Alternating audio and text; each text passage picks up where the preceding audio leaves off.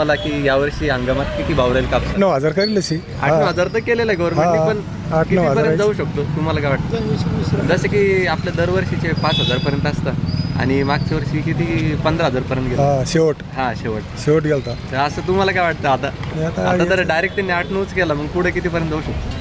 हेच भाव गेल्या वर्षी भावापर्यंत जायलाच पाहिजे जसं एक अंदाजा. हा चालेल. आपलं नाव? मानसिंग राठोड.